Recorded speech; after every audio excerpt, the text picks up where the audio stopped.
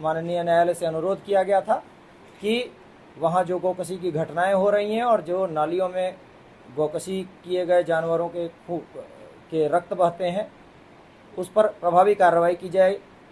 लगातार उस पर कार्रवाई अमल में लाई जा रही है और ये कार्रवाई चलती रहेगी। ये सतत चलने वाली प्रक्रिया है और ये प्रक्रिया निरंतर चलती रहेगी। जो लोग भी विधि का उल्लंघन करेंगे, गो पशुओं के विरुद्ध अत्याचार करेंगे, उनके विरुद्ध विधिक कार्रवाई अमल में लाई जाएगी। अच्छा, इस गांव में सर टोटल कितने गौ तस्कर होंगे जिनके खिलाफ मुकदमे लिखे गए होंगे पहले? देखिए, अभी तक जो जानकारी सामने आई है, जितने तथ्य आए हैं, उसमें इनके निकटस्थ परिवारी जनों के विरुद्ध किसी के विरुद्ध 6 मुकदमे पाए गए हैं।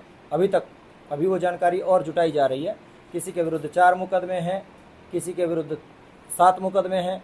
अलग अलग कुछ अन्य मामलों के भी है, जैसे गांव के ही लोगों के विरुद्ध जो इन्होंने घटनाएं की हैं 307 की, वो मामले भी हैं, बलवे के मामले हैं। तो ये सभी चीज़ें गौरतलब हैं कि अगर कहीं पर कोई घटना हो रही है और उस घटना से जुड़ी हुई चीज़ें निरंतर दिख रही हैं तो पुलिस कार्रवाई करेगी और करनी भी चाहिए। सर, सोशल मीडिया पर भी इस तरह की वीडियोस वायरल हो रही है, उसमें हिंदू संगठन का नाम लिया जा रहा है, उनके विरुद्ध सर क्या कार्रवाई होगी, क्योंकि अधिकतर वायरल की जा रही है? देखिए, इस संबंध में पूर्व में ही अभी कुछ लोगों के द्वारा जो सामुदायिक सद्भाव को और सौहार्द को दुष्प्रभावित करने की मंशा से पोस्ट किए जा रहे थे, टिप्पणियां की जा रही थी, उसका संज्ञान लेकर कोतवाली गंगनहर पर अभियोग पंजीकृत किया गया है। अभी उन सभी लोगों को चिन्हित किया जा रहा है और उनके विरुद्ध विधिक कार्रवाई अमल में लाई जाएगी। मैं आपके इस मंच के माध्यम से उन सभी लोगों से अपील और अपेक्षा करना चाहता हूं कि बिना सत्यता को जाने किसी भी तरह की ऐसी टिप्पणी ना करें जिससे हमारा सामाजिक सद्भाव और सामुदायिक सौहार्द दुष्प्रभावित होता हो। ऐसा करना आपके लिए विधिक रूप से आपको कार्रवाई का सामना करना पड़ेगा। अच्छा सर, जैसे आज वो पोस्टमार्टम रिपोर्ट प्राप्त हुई है। उस पोस्टमार्टम रिपोर्ट में जो मृत्यु का कारण है वो पानी में डूबने से एंटीमॉर्टम ड्राउनिंग के कारण मृत्यु होना पाया गया है। डॉक्टरों के पैनल से पीएम कराया गया था। इसमें सोशल मीडिया पर कई सारी ऐसी टिप्पणियां और ऐसे पोस्ट किए जा रहे थे जिनमें गोली मारने, पैर बंधे होने, दांत टूटने जैसी बातें लिखी और प्रसारित की जा रही थी। अब वो स्थिति स्पष्ट हो गई है पोस्टमार्टम रिपोर्ट से कि ना तो कहीं गोली लगने की बात सामने आई है, ना ही दांत टूटने के जैसा कोई तथ्य पाया गया है, और ना ही पैर बंधे होने वाली बात तो सबके सामने थी।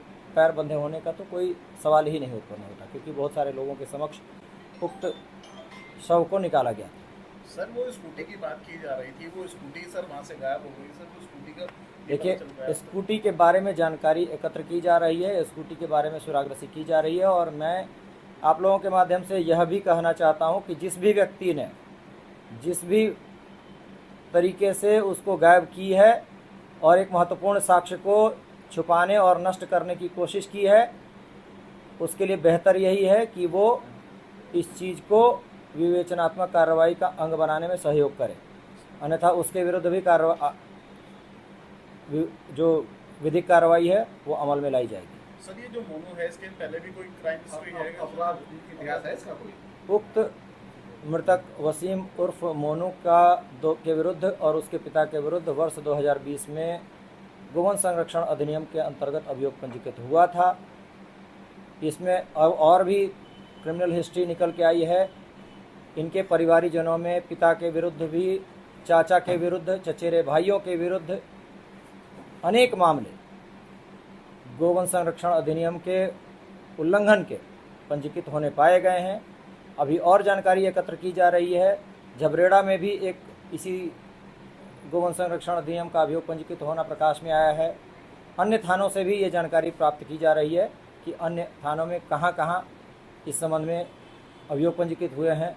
यहाँ एक और तथ्य आप लोगों के लिए गौरतलब है कि वर्ष 2017 में माननीय उच्च न्यायालय में सोहलपुर गाड़ा के ही अलीम नामक व्यक्ति के द्वारा एक PIL दायर की गई थी, जिसमें इस तथ्य का और उससे संबंधित साक्ष्यों का उल्लेख किया गया था और वो संलग्नक लगाए गए थे। गोकशी करते हुए कुछ लोगों की तस्वीर भेजी गई थी।